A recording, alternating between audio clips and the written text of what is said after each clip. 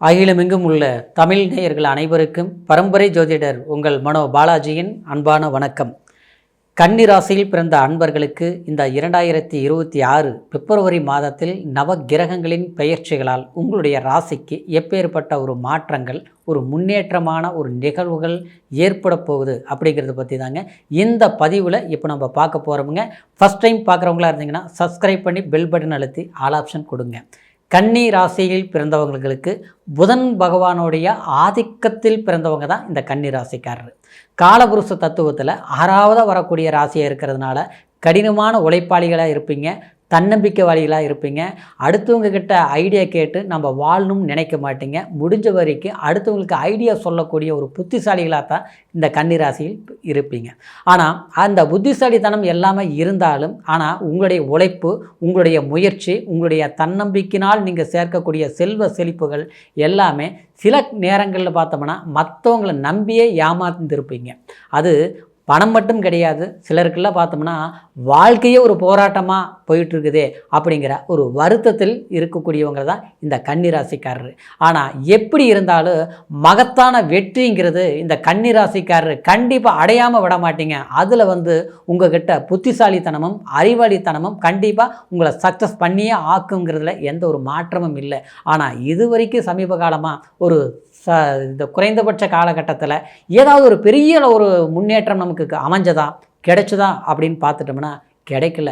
மனக்குழப்பம், மன வருத்தம். காரணம் என்னென்னா, ஒரு விடிய யோசிப்பீங்க. ஆனால் விடிஞ்ச பிறகு பார்த்தோம்னா எது செய்யலாம்னாலும் செய்யலாமா செய்யக்கூடாதா, இது செஞ்சால் ரைட்டாக வருமா தப்பாக வருமா, ஒரு போராட்டத்தில் தான் போய்கிட்டு இருக்குது. ஏன்னா நவகிரகங்களுடைய பயிற்சி அவ்வளோ உங்களுக்கு பாதகமான சில நிலையில் இருந்தது. காரணம், சனி பகவான் 7ஆம் இடத்துல நேரடி பார்வை.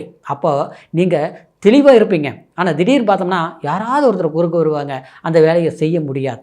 அதே நேரத்தில் ஒரு வேலை முடிகிற மாதிரியே இருக்கும். கடைசிக்கு பார்த்தோம்னா மறுபடியும் நாளைக்கு, அடுத்த வாரம், இப்படி தள்ளி தள்ளி போகும்.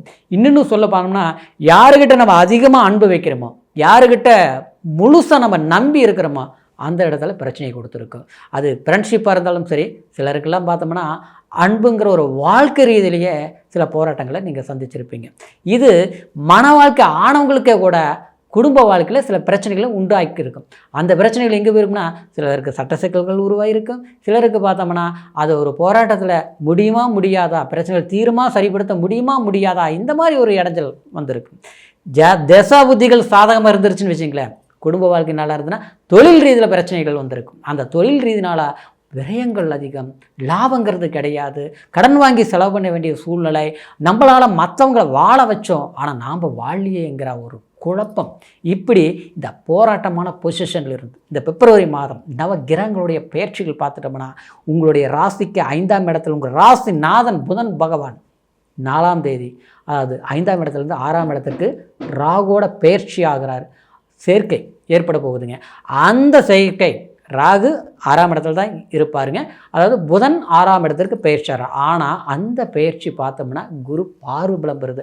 அது மட்டும் இல்லைங்க, 6ஆம் தேதி பார்த்தோம்னா சுக்கிரன் பயிற்சி 6ஆம் இடத்துக்கு பயிற்சி, சூரியன் பார்த்தோம்னா 13ஆம் தேதி பயிற்சி, செவ்வாய் பார்த்தோம்னா இந்த 23ஆம் தேதி பயிற்சி. எல்லாமே 6ஆம் பாவத்தில் போய் உட்கார்றார்.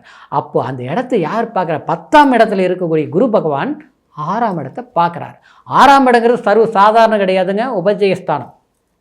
குறிப்பாக சொல்ல போனோம்னா அந்த 6ஆம் இடம் தான் ஒருத்தருடைய வாழ்க்கையை நிர்ணயம் பண்ண. நம்ம உழைப்பு, நம்ம தொழில், நம்மளுடைய எதிரி, நம்மளுடைய நோய், நம்மளுடைய வம்பு வழக்கு, கோர்ட்டு கச்சேரி எல்லாமே 6ஆம் இடம் தாங்க. புரியுங்களா? 6ஆம் இடம் மட்டும் ஒருத்தருக்கு ரொம்ப வலுப்பெற்றுச்சுன்னு வச்சுங்களேன், சக்ஸஸ். செவ்வாய் இருக்கிறார். செவ்வாய் 6ஆம் இடத்துல தான் தைரியம். கண்டிப்பாக உங்களை யார் வீழ்த்தணும்னு நினச்சாங்களோ, யார் உங்களை தள்ளி விடணும்னு நினச்சாங்களோ, தள்ளி விட்டு நீங்கள் தத்தளிச்சிட்டு இருக்கிற மாதிரி சக்ஸஸ் பண்ணிடுவீங்க. கண்டிப்பாக அவங்கள வீழ்த்திடுவீங்க. எப்பேற்பட்டவங்களாக இருந்தாலும் சரி, நீங்கள் ஒரு மனசில் ஒரு லட்சியம் இருக்கும். நம்ம இந்த வேலையில் சேரணும், இந்த வேலையில் உற்சாகத்தை உருவாக்கணும், நம்ம ஒரு பொசிஷனுக்கு வரணும். அது அரசியலாக இருக்கலாம், அரசாங்கமாக இருக்கலாம், இல்லை ப்ரைவேட் சம்மந்தப்பட்ட தொழிலாக இருக்கலாம், எந்த ஒரு விஷயமா இருந்தாலும். ஆனால் நீங்கள் நினச்ச இலக்கை கண்டிப்பாக நீங்கள் அடைஞ்சே தருவீங்க. அதில் மாற்ற கருத்தே கிடையாது. இதில் பார்த்தோம்னா சனி பகவான் இருக்கிறார் 7ஆம் இடத்துல. அதாவது நமக்கு கண்டகச்சனி நடந்துட்டு இருக்குது. அப்போ இந்த கண்டகச்சனி நமக்கு என்ன பண்ணும் அப்படின்னு பார்த்தோம்னா, சமீப காலமாக சொல்லணுமா, கஷ்டங்கள் பட்டுட்டு தான் இருக்கிறோம், சிரமங்களை அனுபவிச்சுட்டு தான் இருக்கிறோம். எந்த வேலையை தொட்டாலும் அது பாதிலேயே நிற்குது, இல்லையா அந்த வேலையை ஆரம்பிக்கவே முடிய மாட்டேங்குது. பணம் இருந்தது அடுத்தவங்களுக்கு கொடுக்குற அளவுக்கு, ஆனால் இன்றைக்கி பார்த்தா நம்ம யாருக்கிட்ட வாங்கலாம்னு நினச்சி கஷ்டப்பட்டுட்ருக்குறோம். பணத்தை பெருசாக நினைக்க மாட்டீங்க. கன்னிராசிக்கார இயல்பான குணம், அதாவது மனுஷனை நல்லா நேசிக்கணும், மற்றவங்கள கஷ்டப்படுத்தாமல் வச்சுக்கணும். அடுத்தவங்களுக்கு ஒரு சிரமம்னா ஓடி போய் உதவி செய்கிறது யாருன்னு பார்த்தீங்கன்னா இந்த கன்னிராசிக்காரர் தான். கோழைத்தனமான மனசு, பாவம் பரிதாபப்படக்கூடிய ஒரு மனசு. ஆனால் அப்பேற்பட்டவங்க உங்களை வேண்டியவங்களே உங்களை காயப்படுத்தியிருப்பாங்க, உங்களை கட்டினவங்களே உங்களை கஷ்டப்படுத்தியிருப்பாங்க. இன்னும் சொல்ல போனோம்னா புரியாமல் உங்களை தவறாக புரிஞ்சு வச்சுருப்பாங்க ஆச்சுங்களா. நீங்கள் நல்லதே செஞ்சுருந்தாலும் ஆனால் உங்களுக்கு நல்ல பேர் கிடச்சிருக்காது. இன்னும் சொல்ல போனோம்னா குழந்தைங்களால் கூட சில ஏமாற்றங்கள், அவங்க எதிர்பார்த்த ஒரு வாழ்க்கை சுவாரஸ்யமான வாய்ப்புகள் சரியாக அமையாமல் இருக்கும். சிலருக்கு அமைஞ்சும் சில பிரச்சனைகளை கொடுத்துருக்கும்.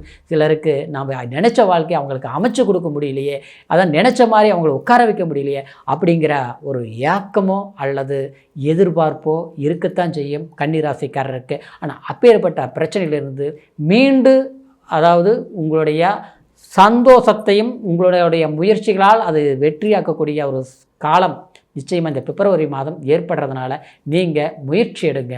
அற்புதமான ஒரு வாய்ப்புகள் உங்களுக்கு காத்துட்ருக்கக்கூடிய ஒரு காலமாக இந்த பிப்ரவரி மாதம் அமையப்போகுதுங்க.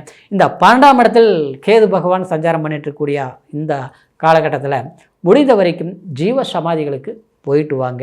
ஏன்னா உங்களுடைய ராசிக்கு இந்த சமயத்தில், அதாவது ஒரு பொறுமையாக இங்கே போய் ஒரு சிறிய நேரம் ஓய்வெடுத்து கொஞ்சம் ஒரு பிரார்த்தனைகள் நீங்கள் பண்ணிட்டு வரும்போது உங்களுக்கு நினைச்ச காரியங்கள் உங்களுக்கு ஜெயமாக்கும். இன்னொரு விதத்தில் சொல்லப்போனால் பயணங்களை கொஞ்சம் பக்குவமாக கவனத்துடன் செயல்படுத்தணும். புரியுங்களா?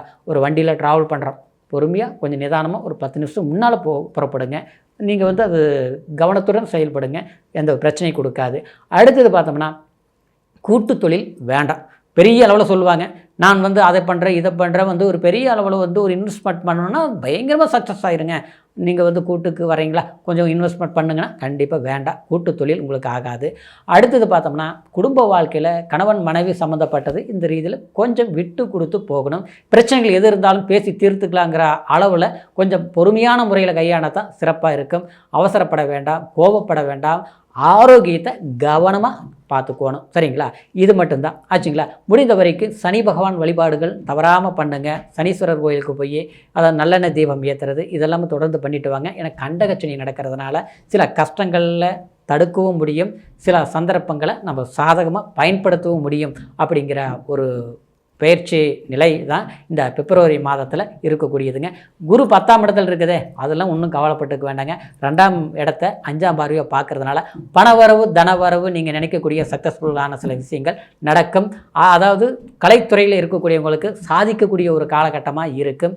புதிய தொழில் தொடங்கணும் அப்படிங்கிறவங்களுக்கு ஒரு உற்சாகம் ஏற்படக்கூடிய ஒரு அமைப்பு இந்த பிப்ரவரி மாதம் ஏற்படுறதுனால புத்திரபாகியம் இல்லாதவங்களுக்கு, தாமதமாகிட்டு இருக்கக்கூடியவங்களுக்கு புத்திரபாகிய வாய்ப்புகளும் கண்டிப்பாக சிறப்பான முறையில் அமையக்கூடிய ஒரு காலகட்டமாக இந்த கன்னிராசி நேயர்களுக்கு இந்த பிப்ரவரியும் அது இருப்பதனால முயற்சி எடுங்க. அற்புதமான ஒரு சாதகமான வாய்ப்புகள் கண்டிப்பாக உங்களுக்கு கிடைச்சே தீருங்கிறதுல எந்த ஒரு மாற்று கருத்தும் கிடையாது. இப்போ சொன்ன பலன்கள் அனைத்தும் கோச்சார அடிப்படையில் நம்ம சொல்லியிருக்கிறோம். இருந்தாலும் பிறப்பு ஜனன ஜாதகத்தை ஒரு முறை பார்த்துக்குங்க. ஏன்னா பிறப்பு ஜனன ஜாதகம் தான் நம்மளுடைய லக்னம், நம்மளுடைய தசாபுத்தி, நம்மளுடைய அந்தரம், நம்மளுடைய சூட்சுமம் என்னங்கிறது முழுமையான பலன்களை அதை தான் மூலியமாக தான் நம்ம தெரிஞ்சுக்க முடியும். ஏன்னா நம்ம ஜாதகம் எப்போவுமே நமக்கு சாதகமாக இருந்தால் தான் நம்ம நினச்ச இலக்கையும் தடையில்லாமல் செய்து முடிக்கக்கூடிய ஒரு அமைப்பும் உண்டாக்கும். அதனால் இதுவரைக்கும் உங்களுடைய ஜாதகம் நீங்கள் பார்க்காமல் இருந்தாலோ அல்லது நம்மக்கிட்ட பார்க்கணும்னு நீங்கள் நினச்சாலோ கீழ் இருக்கிற நம்பருக்கு ஃபோன் பண்ணி உங்களுடைய பிறந்த தேதி, பிறந்த நேரம், பிறந்த ஊர்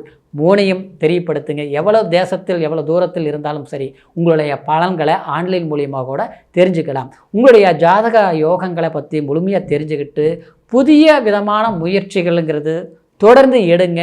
உங்களுடைய குடும்ப பிரச்சனைகளாக இருந்தாலும் சரி, அதே மாதிரி பொருளாதார வளர்ச்சி, தொழில் சார்ந்த விஷயங்களாக இருந்தாலும் சரி, சிறப்பான முறையில் உங்களுடைய ஜாதகத்தை தெரிஞ்சுக்கிட்டு அற்புதமான வளர்ச்சி உங்களுக்கு ஏற்படுங்கிற ஒரு வாழ்த்துக்களோட மீண்டும் அடுத்த பதிவில் சந்திக்கும் வரைக்கும் நன்றி, வணக்கம்.